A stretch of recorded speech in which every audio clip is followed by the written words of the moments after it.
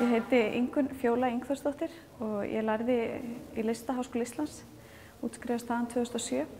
En ég var búin að taka áður 1 ár í málaradeild MHÍ og svo tók ég BA-próf í listasögu í Danmörku.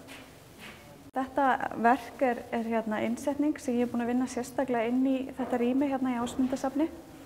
Og þetta eru 3 lausir veggir sem eru búnir til úr garni, úr þráðum sem sagt. Og verkið það tekur svona lögun sína af rýminu hér inni, breidd veggjanna og hæð ákvarðast út frá rýminu og alveg unnið beint inn.